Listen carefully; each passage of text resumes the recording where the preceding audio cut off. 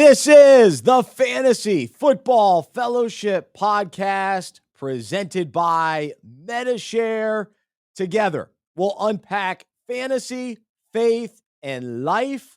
I'm Bryce Johnson with Harrison Zuckerberg, and we are your fantasy coaches here to encourage you and help you win in fantasy, but also find meaning and purpose throughout the fantasy season. We won't always be right, but we hope we'll be convincing. And ultimately, we want to be encouraging. And we are so glad to be with you. It's season 2 here at the Fantasy Football Fellowship podcast presented by Medi-Share. It's also episode 2 of this 2022 season. And actually, no, this is season 3, second season with Harrison. So glad to have him back. But thrilled to be with you. And hopefully you caught episode 1 of the new season, gave a kind of preview of the year, talked a lot about what Fantasy Football Fellowship is. But real quickly, for those just joining us, Fantasy Football Fellowship is something that we hope you will become members of. Throughout the season, we'll provide you content that is fantasy related, but also that relates to the Bible, relates to our own lives.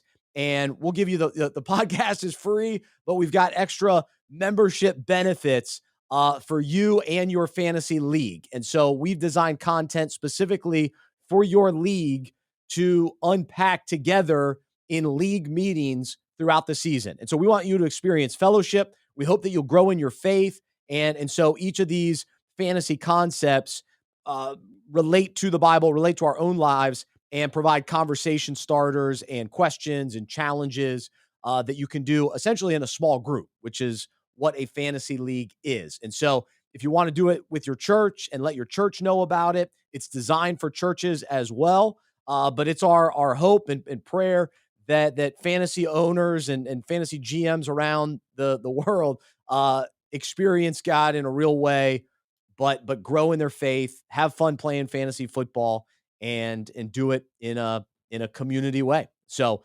we're gonna have some fun together here on this podcast each week. And so glad to be with you once again. Today on this show, we'll do our faith topic about smoke screens. So stick around for that. We're also going to take a look at certain fantasy rankings and ADPs where guys are going in drafts at this point, and we'll decide if certain players are going to rise or fall throughout the next couple of weeks, and who to keep an eye out for. And then we'll also look at some different scenarios and decide, okay, would you rather draft this guy or pass on him and draft someone from that same position later on in the draft?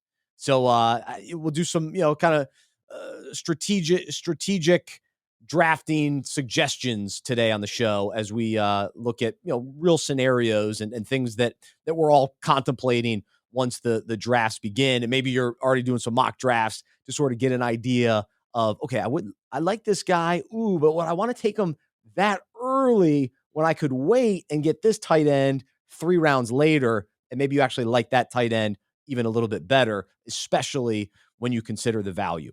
So we'll do that in just a little bit as well. I do want to thank our presenting sponsor. It's Medi-Share. And so if you're looking for an affordable, reliable healthcare option that you can trust, check out medishare.com/unpacking it. And my family, we've been members for over 6 years. And so highly recommend looking into what Medi-Share offers. It's just a unique way to pay for healthcare. And so it's an alternative to health insurance. And so Medi-Share offers programs for every budget, individuals, self-employed, ministry leaders, business owners. And the best part, their members on average save 50% or more on their healthcare costs. So it's absolutely worth exploring. Medishare.com/unpacking it.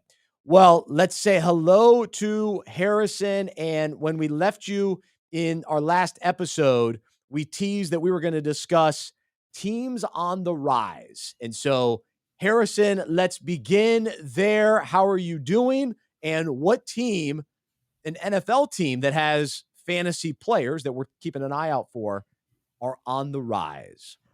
I'm doing great, Bryce. My team that I think is going to be on the rise, I don't really know if I believe it myself, but I am drinking the Dan Campbell, bite your kneecap off, gritty Kool-Aid for the Detroit Lions. I think, at least fantasy wise, they're going to be a team that you want to invest in this year. Last year, they played a lot of really close games and they lost a lot of them, but now they have the fourth easiest strength of schedule in the NFL. Jared Goff showed that he can get it done and he can support some solid fantasy seasons just like he did back in LA.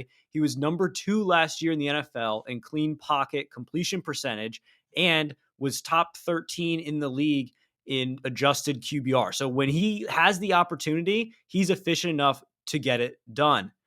Now, Amon-Ra St. Brown broke out last year already. DeAndre Swift is going to be a top 10 pick most likely this year. TJ Hawkinson's great. And now we add Jamison Williams to the mix as well, an electrifying rookie who I think is going to explode in Detroit this season. Then, not to mention guys they signed like DJ Chark and Jamal Williams, who probably won't get drafted in your leagues, but you can pick them up off waivers and will have fantasy relevant weeks. I'm with you. I'm intrigued by the Lions. I like Dan Campbell as well. And here's the reality. People were downplaying the Bengals last year. And the Bengals, of course, made a huge run fantasy-wise throughout the season and then all the way to the Super Bowl. And even people weren't necessarily as high on the Rams last year or even the Chargers. And both of those teams were fantastic fantasy-wise. I was in on the Rams last year. I know it sounds easy at this point, but I probably wasn't as high on the Bengals last year. But there are teams that come out of nowhere. And so who are those teams for us? We'd love to hear from you as a listener as well. Who's that one team you're keeping an eye on? Are you buying the New York Giants making a jump? Or what about the Jets? Or what about the Raiders, who is a team for me that I am high on? But let me start here as the team on the rise that I'm believing in the most, and that's the Jacksonville Jaguars. And this is a team that I did not like last year. I did not draft, I don't, maybe one. I may have had Marvin Jones last year. But for the most part, I avoided the Jags because I didn't like Urban Meyer. And I didn't want anything to do with them. As much as I liked Clemson and Trevor Lawrence, no thanks. And this year with Doug Peterson, Super Bowl winner, I'm in. We know Trevor Lawrence has talent. I'm not sure that he's going to be. I thought of it the other day. I think he compares to Matt Ryan. I think that's his career trajectory. That he could be in that level where maybe not the elite of the elite, but a solid contributor. And so fantasy wise, if you can get him as a QB2, I like that. I like having him on my team, and with the great potential, he's got tons of weapons around him. And I think Travis Etienne coming back healthy is going to be crucial.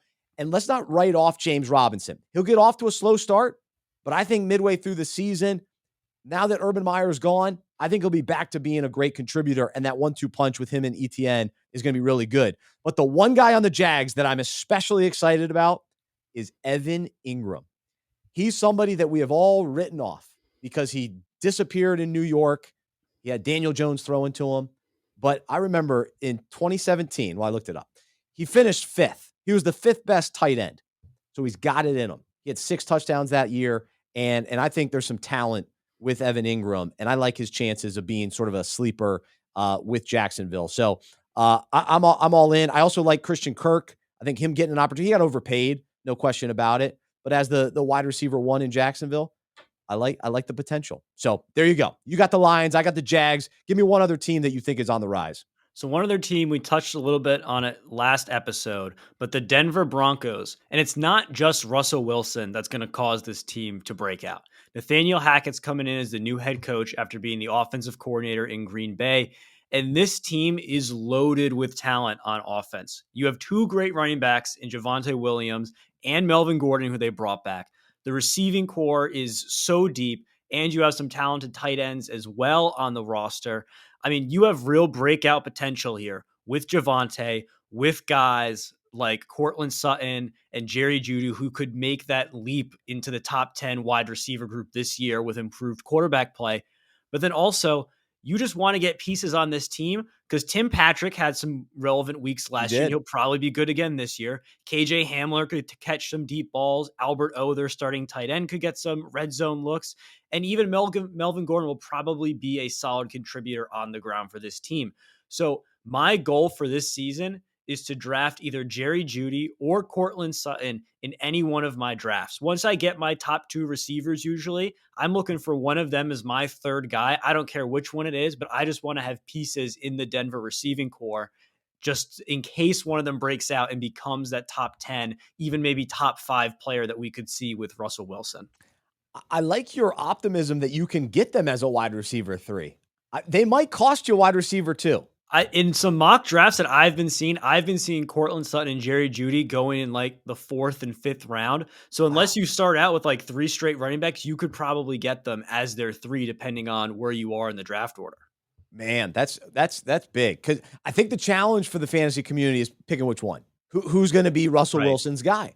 And, last year with Matthew Stafford going to LA, I don't think everybody realized just what the connection would be like with him and Cooper Kupp. So with Russell Wilson, will it be, both guys are similar age. Sutton's a little bit older than Judy.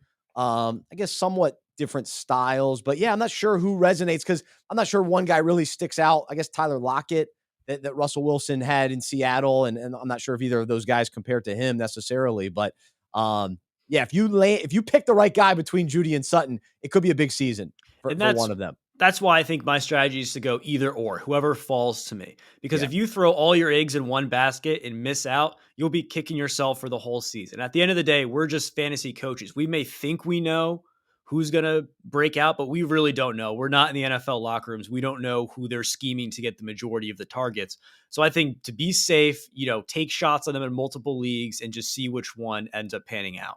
Yeah, and again, which one will have the chemistry? Because that and if they both, and what if they're both?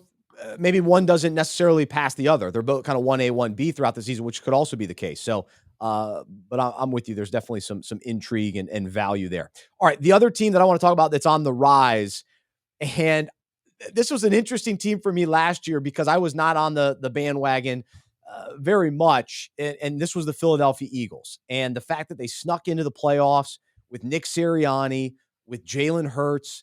I remember last year there was a time where I was calling for Gardner Minshew to get in there as the starter, which seems somewhat silly at this point. But now I'm jumping on the Jalen Hurts bandwagon. So last year he finished QB9, and I think he's got the potential to be top 6. So a little bit better than last year. And last year was great, especially running the ball. He's going to have to throw more. And guess what? He's got the weapons. He's got AJ Brown. I talked about him on the last episode. Devontae Smith. He was good last year. He wasn't great, but he was good. And I think in his second year, he takes a step forward and he'll get less coverage because AJ Brown, it takes 3 guys to take him down anyway, but you got to keep a couple guys spying him, watching him, covering him. So that opens up things for Smith. And then I love the value of Miles Sanders. Current ADP is RB30. So that's in the 6th round. I'm willing to roll the dice on him. Here's the key for me. The Eagles didn't go get anybody else. So Sanders is still their guy. Boston Scott's a nice compliment. I liked Kenneth Gainwell a lot last year. He was someone that I did draft, but he's not an every down back. Sanders is still their number one guy. So to me, there's a number of weapons. Last week Sanders, he finished as RB44, but he was banged up, so he only played 12 weeks. So if he's healthy, I think he could be a nice, at least I'd say RB3 this year.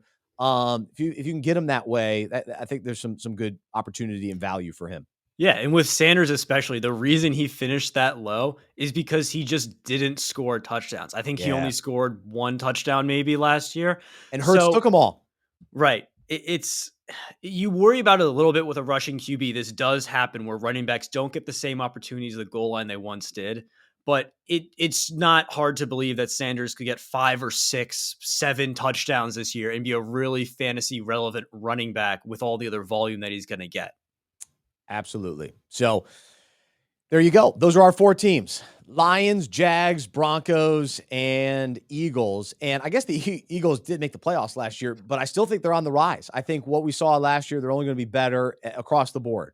Dallas Goedert, tight end. I think he needs to. He's been one of those guys. I wait for him to really take the big step. Zach Ertz, of course, now gone for the full season. This gives Goddard an even better opportunity. And again, with AJ Brown taking more of the attention, I think it opens up for Goddard too. And all of this is great for Jalen Hurts. So he comes to the line. He goes, man, I got 3 unbelievable weapons. A couple other young guys, Rager and a couple of the other wide receivers they've drafted in recent years. And then he looks behind him and he goes, all right, I got Sanders. Sanders takes a breather. Gainwell comes in. Boston Scott comes. They're loaded. So there you go. My family lives in Philly, so they'll be excited this year. All right, so those are our teams on the rise. We'll do some fun with ADP and rankings in a minute, and we'll get Harrison's thoughts on that. But before we do that, I want to share this week's faith topic, where we take a fantasy concept related to the Bible, related to our own lives, and I want to talk about the concept of smoke screens.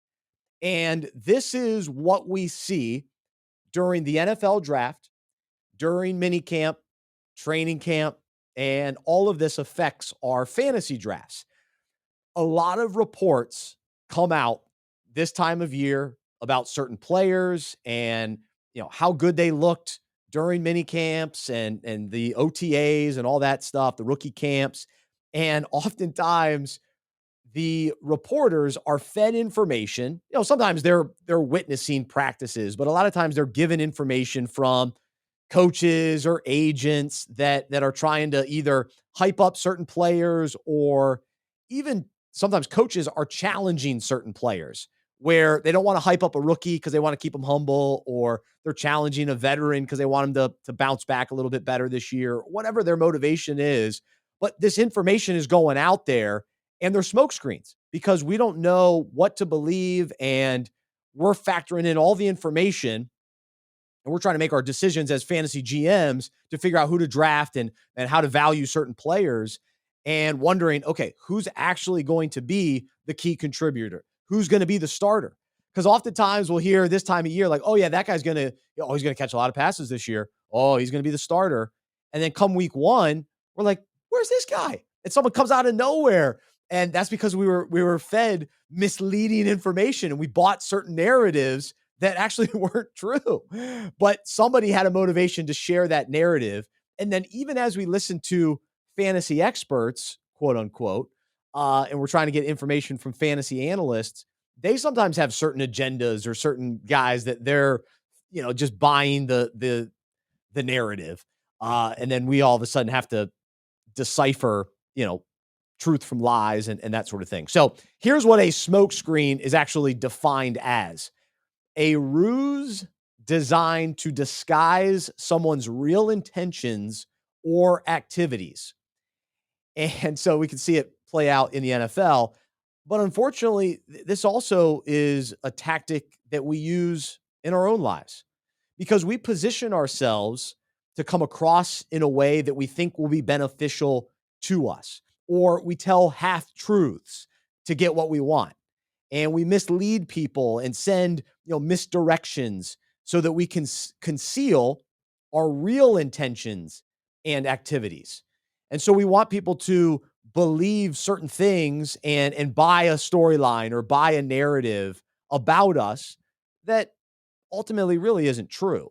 And so when we do this, we make it hard for people to decipher fact from fiction in our lives. It's like, wait, who is he? What's he all about? What's going on?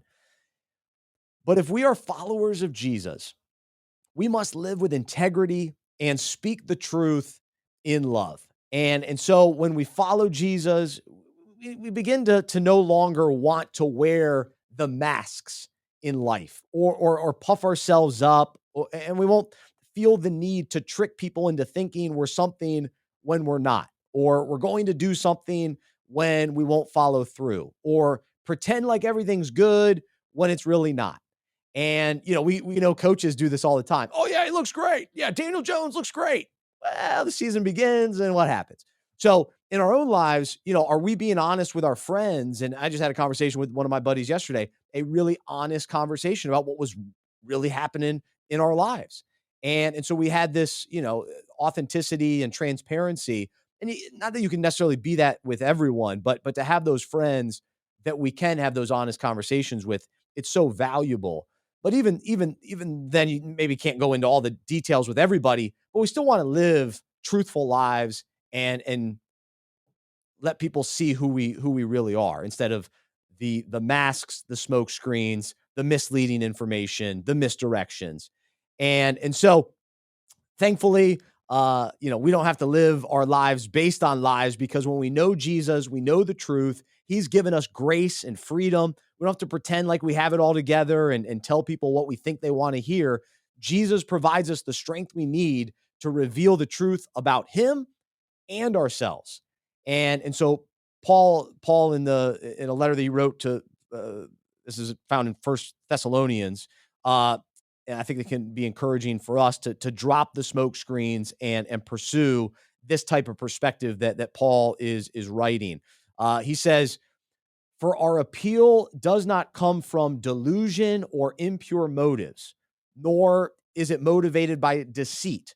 Our message is complete, accurate, and based on the truth. It does not change." This is the message of Jesus, the hope of the gospel. "But just as we have been approved by God to be entrusted with the gospel that tells the good news of salvation through faith in Christ, so we speak, not as if we were trying to please people to gain power and popularity, but to please God who examines our hearts, expecting our best. For as you well know, we never came with words of flattery, nor with a pretext for greed. God is our witness." And so this is the amplified version to help us understand it a little bit better. But this is how we want to be. We want to live lives according to what Jesus has done in our hearts, and the transforming work that he's doing in us, and be truthful about who we once were, who we are now, the areas that he is changing us, and to be able to speak the truth of the gospel to people as well.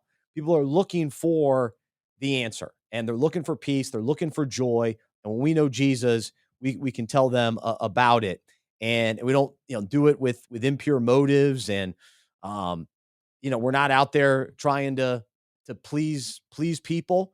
We're not out there trying to gain power and popularity for selfish desires, but to please God who knows our heart, and to do it from a place of our love for him. And so let's live authentic lives, let's be transparent who we really are. And if God is in us, let's allow him to shine through us, and for people to see who he is through us. But that happens when we're honest, and we stand on the truth of the gospel, and lead with that. So we'll be, and be truthful in all areas of our life. So we'll drop the smoke screens, drop the misdirections of trying to be this way or that way, depending on who we're with, and that kind of thing. But to be genuine, consistent, and gospel centered fantasy GMs. How about that? So there you go. That's your encouragement for the week. And so you can find that blog on our website, fantasyfootballfellowship.com, and you can read that again, and you can use it to even discuss with members in your league as well. And we've got more content like that available to you throughout the fantasy season when you become a member on fantasyfootballfellowship.com. All right, Harrison. Well, let's get back to some fantasy talk, and we're going to do a segment called Draft or Pass. And this is where we look at different scenarios and decide, do we draft this person earlier, or do we pass on him in order to take someone from the same position a little bit later? And so we'll start with tight ends, and we're basing this on kind of current ADP for 12-team league. So people are doing mock drafts, and it reveals where guys are going so far in mock drafts, or drafts that people are already doing this time of year. I know most people draft in August, but here we go. So Harrison, do you draft Mark Andrews at 21 overall, Or do you pass on him, wait, take Darren Waller at 43 overall? Here, I am taking Mark Andrews at 21 overall because I think him and Darren Waller have completely opposite situations when it comes to target share. Darren Waller is getting a guy in Devontae Adams who is going to be taking a lot of targets away from him. And, you know, I don't really know how reliable he's going to be as a tight end because that's what he's fed on the past. It wasn't touchdowns. It was that he's going to get a lot of yards and get a lot of receptions.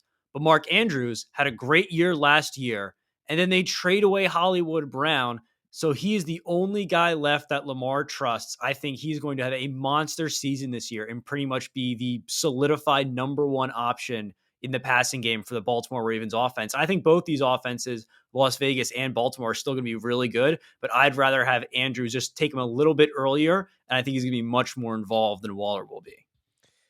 To me, Waller falling to the fourth round is an absolute steal. I love that value. The thing with Waller is he's been very consistent for the last 4 years, and other than maybe injuries, but for the most part, he's Derek Carr's favorite target. I mean, last year Hunter Renfrow maybe makes a case for that, and now Devontae Adams, his good buddy from college. So he's got three guys that he likes.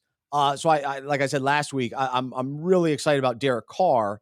But I think at the tight end position, all the rest of, like, to me, after Darren Waller. So if you start looking at the kind of the next tier of tight ends, there's way more question marks.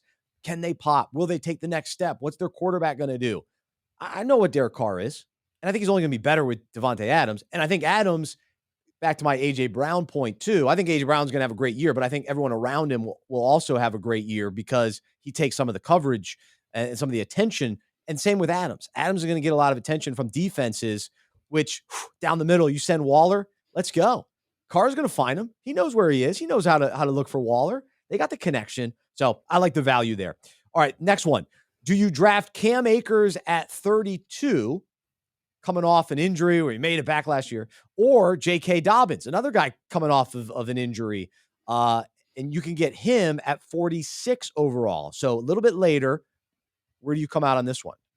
So I come out with Dobbins again on this one, leaning towards Baltimore. He's a little bit later than Akers, but honestly, I think it's safer because he has had a longer time to recover from his injury than Cam Akers has. Cam Akers, they really rushed him back last year for the playoffs, and he did not look good in the playoffs. He really did not impress at all. And I think there's a lot of other weapons within this LA offense that if Cam Akers isn't playing extremely well or he's not efficient, they can give it to Darrell Henderson. They can give it to Allen Robinson or Cooper Kupp. Baltimore really wants to run the football this year. They showed that when they traded away Brown, like I said before. And I think Dobbins is going to be the center of that because they believe in his talent. And even though he might not, catch as many passes as Cam Akers, I think he'll have a more solidified role in the offense and will be more consistent than Akers will. I was so impressed that Akers came back from such a major, Achilles injury. Now, he wasn't that productive, but we saw that the Rams trusted him. And last year, Darrell Henderson had a chance to be the guy, and he didn't take advantage of it. Had a couple good games. He had some decent games here and there, but he just wasn't trustworthy enough. Akers is their guy. And I think the Rams, my guess is they'll probably be a little slow out of the gate because they're feeling good about that Super Bowl, but they'll start picking it up. And at that time, it may have to be a little patient with Akers, but I think he's going to be a key part of the offense. McVay likes one running back. He likes to lean on a running back. Whereas in Baltimore, they rotate guys. Let's not forget Gus. I'm thinking Gus Bradley, the coach. Gus Edwards. Gus the Bus. And so, he's come back off an injury as well, but they still like him. He's been a productive running back in Baltimore. And then, of course, Lamar Jackson takes so many runs himself, and that's a key part of the offense. So between these two, I just think the volume for Akers is a little bit more. Now you're paying a little bit bigger of a price for him. But I've already seen Akers come back from the injury, although, only averaging about 3 yards a carry. But I think now that he's had a few months to get better, I at least have seen him. Whereas Dobbins, goodbye Dobbins, we didn't see all year. So I'm a little hesitant with him at this point. Next one, number 3. Javonte Williams. Now, we talked about Denver a little bit, but you can get him at 18, which is early. He's one of the top-ranked running backs this season. Or wait a little bit and get a running back we're used to seeing go in the first round, Ezekiel Elliott. He's fallen to 31 this year. So I like Javonte Williams. Who do you like? I like Ezekiel Elliott because I think there's a lot of a lot of opportunity for Zeke to bounce back this year. Now, I know everyone is saying he's washed and he's not the runner he used to be. And Tony Pollard looked great last year, but there's a lot of opportunity in this offense. You talk about Amari Cooper leaving. There's a lot of targets up for grabs. I still think they're going to be a good offense, and Zeke's going to play a major part in this offense. And with Javonte Williams, I mean, it's not like he has no competition in the backfield. Melvin Gordon is there, and Melvin Gordon was great last year as well. So I think that's going to eat into his workload a little bit. I could totally see Zeke having a 50 reception, 10 touchdown season, and you're getting him as your RB2 in the 3rd round, or maybe in the 4th round if your league really hates Cowboys players. I don't mind the value with Zeke, but I have to be honest, as I talked about. Uh, he burned me a couple years ago, and I can't go back to that well. We'll do another episode about guys that burned us last year. He didn't burn me last year because I didn't draft him. But I love Tony Pollard. I am all in on Tony Pollard. I love his talent, and I love that the Cowboys, well, maybe it's a smokescreen, but they want to involve him more this year. So if that's true, and he's involved in the passing game, he's involved in the run game even more than he was last year, then I think that takes away from Zeke. And so I love Pollard much later than even getting Zeke. But as far as Javonte Williams goes, to me, every year we'll see the rookie running backs. Okay, good. He's solid. And Williams had a very nice year with Melvin Gordon. And then we see at the end of the year them take the next step. And then we project, okay, well, is he going to take one more step? I think he will, especially with Russell Wilson being there. We've already seen enough. If he does what he did last year, it was a nice year. And so you take a little bit of a risk drafting him, 2nd round, I guess. So I'm in on Williams. I'm willing to pay the price. And I like that they brought Melvin Gordon back. They know the roles. Gordon understands, hey, it's Williams' time. I had my time, but I'm still in the league. I'm still running well. I can't believe how healthy Gordon was last year. So that's good. It gives Williams a spell where they're not putting the whole offense on him. He's not a rookie running back where, hey, it's all on you. You got to carry us. But he's still going to get a heavy workload. And Russell Wilson, he'll probably find him out of the backfield as well. So at 18, you're getting him in the 2nd round. I like that. Next one. Maybe we'll, how many more of these do we want to do? We'll do a couple more of these.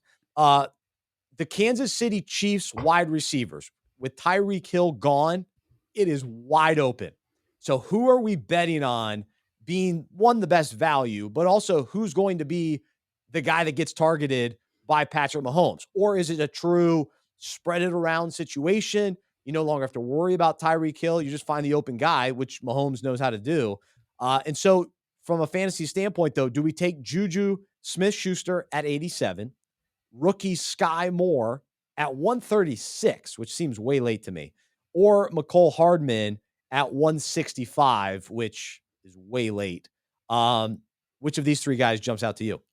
So I'm going to go with the rookie Sky Moore. And that's because I already know what Juju Smith-Schuster is. He is not a number 1 X wide receiver. He's always been a number 2. And when he was forced into that number 1 role, never really succeeded when he was in Pittsburgh.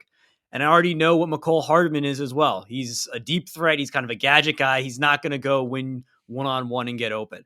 Sky Moore, we really have no idea what he is. He played at a small school in college and had a great combine, great measurables. So he could be really, really good and could become that elite number 1 wide receiver for Patrick Mahomes. Or he could also be really bad and not a great player, like so many wide receivers that we, build up and then they end up busting. But I'm willing to take the risk with Sky Moore because I think his ceiling is so much higher than Juju or McCole Hardman. So if I can get him that late at 136, that's the guy that I'm going to take. So I'm intrigued with Juju coming over from Pittsburgh because last year, Ben Roethlisberger couldn't throw. So I'm not sure. I'm not sure we've seen Juju with we haven't seen him with a great quarterback. I guess a couple years before when Roethlisberger was still decent toward the end of it. Toward the end, he was winding down. But I think there's enough talent there. He is the veteran, and I'm even okay with what he did 2 years ago, taking that kind of production. Yeah, he's probably not a true number one with the Chiefs, but if he's the de facto one in that offense, well, Kelsey's of course the number one target there. At 87, yeah, I'm okay. I'm okay taking a flyer with Juju because I think his floor is solid. Maybe not as much potential as a Sky Moore, which I think is fair. So, but taking Sky Moore a little bit late, you're throwing some darts at that point. Whereas I'm building my bench at pick 87 and Juju, yeah, I feel good as a spot starter on bye weeks, that kind of thing. All right, let's end with this one. These are two kind of boom or bust guys. And this is Mike Williams, LA Chargers. You can take him at 54, or you can pass and take Gabriel Davis at 79 overall. And so one of our interns here, CJ, is a big Bills fan, so he's over here nodding his head for one of these guys. But but Harrison, why don't you jump in and I think I know which way you're leaning. So Mike Williams was my guy last year. I loved Mike Williams. I had him in literally every single fantasy league that I was a part of. Wow. And he really paid off because he finished as a top wide receiver last year. And yes, he was boom or bust.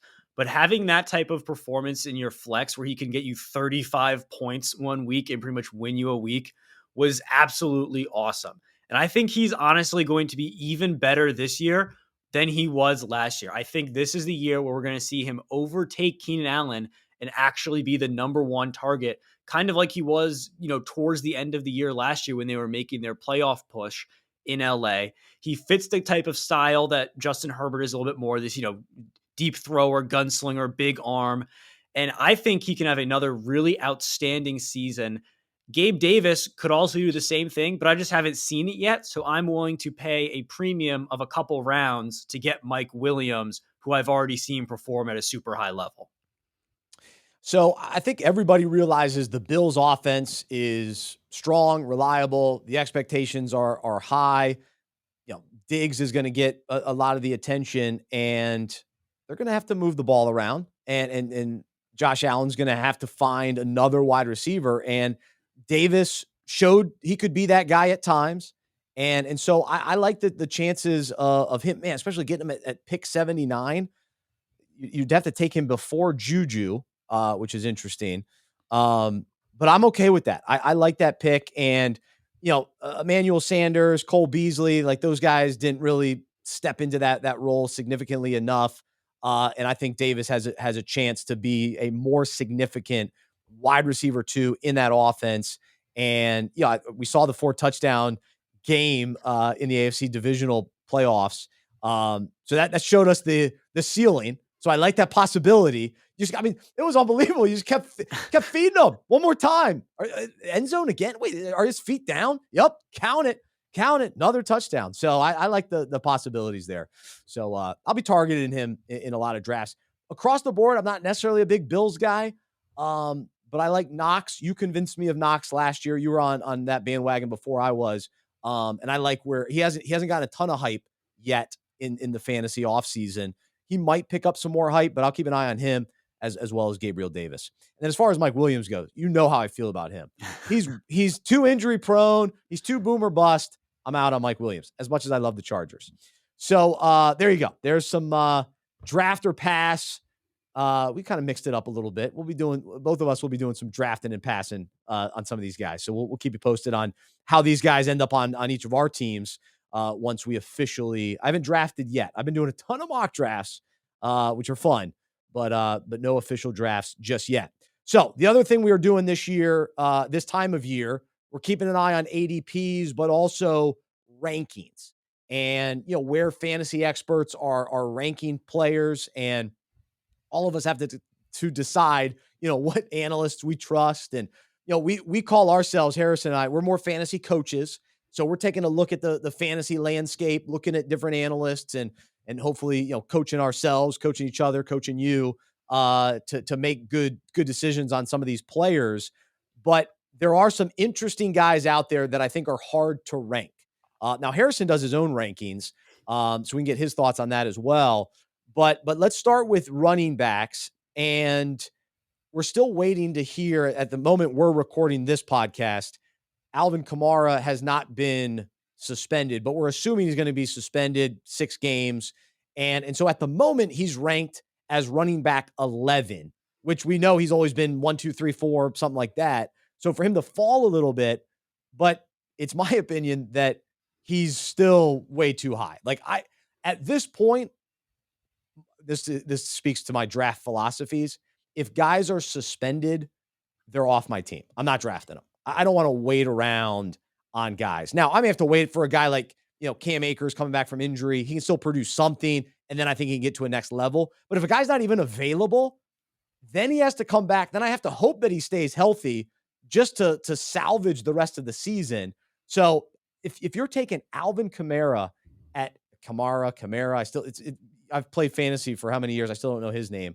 But I'm not taking him at 11. No, thank you.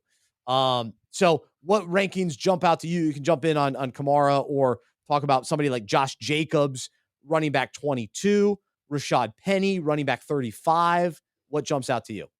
So I completely agree with the take with Kamara, because he is such a touchdown dependent player, and I don't see New Orleans scoring a ton of touchdowns this year. Great Losing point. Sean Payton as the offensive mastermind that he is, Jameis Winston as quarterback, I just don't see him getting enough end zone volume to sustain, a top 10 finish and even make up for the first 6 games of the year that he might miss. You mentioned him, Josh Jacobs, to me, RB22 right now, I feel like is really undervalued. We've talked a lot about like how New England in the past has used a lot of committee backfields. That's because they just don't have the guy. Josh Jacobs is the guy, and McDaniel's coming in. I think he is going to do wonders for the Las Vegas offense. We talked about how good we think Derek Carr is going to be, and Josh Jacobs is going to be a beneficiary of that as well. He's probably going to get somewhere near double-digit touchdowns. He's going to get some targets out of the backfield. I just don't see where he finishes at RB22 or lower than that. I think his ceiling is only higher than that, and that's almost your floor that you're drafting him as. So I think he will start to move up as we get towards the season. Yeah, to me, he's probably, I don't think he'll rise or fall. I think he'll probably be right in that range. People always try to talk themselves into Kenyon Drake, which I still never do. But other than him, I'm trying to think anybody else that the Raiders are going to even try to push Jacobs. Jacobs is the guy. So he's who they'll rely on. And he had a decent year last year. So I think everybody rises on the Raiders this season for sure. All right, Rashad Penny is a fascinating player to me. So I totally wrote him off. We kept waiting year after year. This is the year for Penny. This is the game for Penny. And then all of a sudden, at the end of last year, he actually popped. He actually did well. And I was so wrong because I wrote him off, and I'm not picking him up in any teams. No way. Sure enough, I think he won some people leagues last year. So now he comes into this season, and they drafted don't call him Kenneth Walker. So is he going to be he's now the Rashad Penny. Is he the rookie that's going to do it? Because they drafted Penny and they kept waiting for him. But Penny at 35, so he's ranked 35. He's not going until pick 69. To me, it's like the way he finished last year. Is he not the guy? I mean, Seattle doesn't have much. It's going to be a tough season. And so it's not that he may not get a lot of touchdowns. But, I mean, to me, it's like, I think he's got to be a little better than that. I kind of like the value there. So I could see him rising if Kenneth Walker doesn't get Kenny. I'm going to call him Kenny Walker. He was an NBA player. But if he doesn't get a lot of buzz in training camp, then I think it'll go back to Penny. So what about your thoughts on him? Yeah, I really just don't want to touch the Seattle backfield because we forget that Chris Carson is there as well. So there's really 3 guys. He's banged up. So yeah. I could see Rashad Penny starting out the year, kind of on a hot streak, and then they slowly work Ken Walker into the backfield. But I just don't have any faith in a Drew Lock led offense for now. Now, if they end up trading for Baker Mayfield like it's been rumored for, then I maybe could get a little bit interested. But I just don't see, again, the touchdowns like we talked about Kamara. I don't see it happening for Penny where he could return top value on that pick. Yeah, no, that's a good point. And yeah, Chris Carson, it just doesn't seem. I think the neck thing is major. So unless he gets a clean bill of health, that's going to be. Yeah, the Seattle's an interesting team. They really are. So let's talk about DK Metcalf as well, because Russell Wilson's gone. So he's wide receiver 14, ADP 39. So does he rise or fall as people start drafting, as fantasy experts start adjusting their fantasy rankings? My guess, he falls. I think people will finally realize, wait, is it Geno Smith? Oh, they're not going to trade for Baker Mayfield? Like, what are they doing out there? I mean, I wouldn't even be surprised if Pete Carroll, he gets into training camp and goes, I'm out. I'm not going to do this. I mean, he's an older guy. I mean, we forget he's 70 years old. At some point, he's got to say, wait, Russell. Oh, wait, no, we actually traded Russell. That trade went through? No. I'm not coaching this year. So that to me is just a circus out there. And as much as I love DK Metcalf and wanted to love him last year, I drafted him last year. Little, not as great as I would have hoped. But anyway, you can talk about DK Metcalf. Also, I think some other interesting wide receivers. What to do with Mike Evans and the Bucs situation. They've got Mike Evans ranked number 8. To me, that seems costly. The Titans, we don't know what they're going to do without A.J. Brown. They bring in Robert Woods coming off a big injury. He's wide receiver 43. They draft Treylon Burks, who they think is going to replace A.J. Brown. But so far, the smoke screens about him hasn't been great. So you can jump in here. Yeah, so Mike Evans, I actually think he's going to finish higher than 8. And I think he will rise in drafts because no one's talking about Chris Godwin's injury right now. Chris Godwin, from what we've heard from the team, is that they're expecting him to be back in like November or even December. If he's missing the first 8 weeks of the season, Mike Evans is going to get tons of work in the passing game from Tom Brady. And then another player kind of in that later, 40-ish range, I think a lot of people are overlooking right now, but will rise, is Allen Lazard. Allen Lazard is right now going as the wide receiver 47, and he was finished as the wide receiver 44 last year, and that was with Devontae Adams on the team. So I don't know how he could possibly finish worse after losing Devontae Adams and him being the most trusted wide receiver on the team. We know Aaron Rodgers doesn't really trust rookies. Christian Watson, we don't know how he's going to pan out. They bring in Sammy Watkins, who's never really done anything in his career, but everyone hopes he's going to have, a good season. This is the year. He has one big game at the beginning of the year and then just catches 3 balls for the entire rest of the season. I don't see how Allen Lazard finishes as the wide receiver 47 this season. He may not be a top 20 guy, but he's got to at least be in the 30s and get some volume within this offense. That's just crazy to me that he's that low right now. Yeah, I mean, I think he'll at least be a wide receiver 3 for us because I'm going to draft him. I want Lazard. I've always liked his game. And last year, I think it was the injuries that kind of got him off to a slow start. But then he still, he shows glimpses at times. And yeah, I'm with you. I mean, I want to believe that Sammy Watkins, this is going to finally be his chance. But I mean, how many chances has he had? I mean, from the Bills to the Rams to the Chiefs, it's just been pretty mediocre. He's a Clemson guy and was a top pick, but yeah, he's underachieved. So now he gets to play with Aaron Rodgers. Maybe that'll be different, but I like Lazard, especially at that value. Oh my goodness.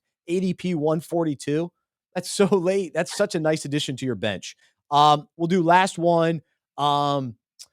Hunter Henry, who has been one of my favorite tight ends back to his Chargers days. Tight end 15, ADP 130. If I can get him as my tight end too, I'm loving life because there's going to be some weeks where he's getting into the end zone. Last year, he had a great streak of touchdown. Mac Jones was finding him. Mac Jones, I believe, takes a step further this year. That means everybody's going to be better. I think they're going to throw more this year. I just think the offense will overall be better. We'll talk about their running backs another episode. But I'm in on this offense and especially Hunter Henry. So I love that value, and he'll probably rise. I think he's going to rise throughout the offseason as well. People will start to realize, wait, he scored how many touchdowns last year? Yeah, this guy's really good. I don't know. I mean, Hunter Henry honestly scares me because touchdowns are such a weird stat where it's hard to reproduce. And I honestly do not think the New England offense is going to be that great this year. But the reports that we've heard is that Matt Patricia might take over the play calling That is duties for New scary. That's England. scary. That really scares me, and I don't think they have enough weapons. You said the passing game is going to improve. I could see them running the ball 50 times a game and not going anywhere just because, they aren't creative enough on offense to work in an electric passing game with Mac Jones. So he may have a couple of weeks where he catches a lot of touchdowns, but I don't see him putting up double-digit touchdowns or anywhere, near the return needs to have to succeed in a low volume passing offense. Yeah, I mean, no, it's fair, but I just think Mac Jones. I think we saw enough last year to say, okay, this guy's got he's got talent, and they sort of held him back last year, and I think they're going to unleash him a little bit more. So, last year Hunter Henry finished as tight end 11, so I think he's going to be equally. He had 9 touchdowns last year, 9 touchdowns. So the lowest he's ever finished is 18th in his career. He battled a lot of injuries, but last year he was healthy for the most part. So yeah, he played 17 games. So that was a big that was a big step in the right direction because previously he missed a few games every single season. So if he stays healthy, I don't see Jonnu Smith taking enough. I know last year they signed both of those guys. We were wondering which one was going to be the key contributor. It was Hunter Henry. And so I think that'll be the case again. So we'll end it on that note, but we will be back next week, and we will continue to bring a weekly episode to you. We love hearing from you.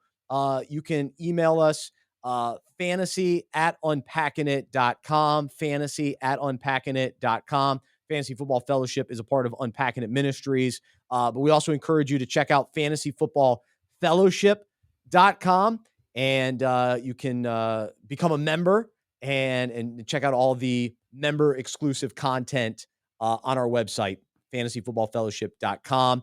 And we appreciate the support there. Well, Harrison, great job. Great show. Thanks to our interns behind the scenes, CJ and Landon. They did a great job. Thanks to our producer, Chris. It's a team effort here at Fantasy Football Fellowship. Thanks to Medi-Share. They're our presenting sponsor. Check out medishare.com/unpacking it.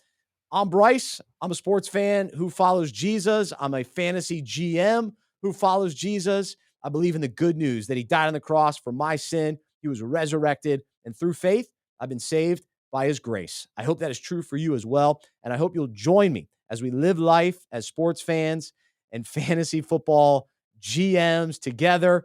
Let's continue to have some fun throughout the off season and then throughout the regular season as we talk fantasy, talk Jesus, talk life, and encourage one another. So thanks for being a part of the community. We will talk to you next time right here on the Fantasy Football Fellowship podcast presented by Medi-Share.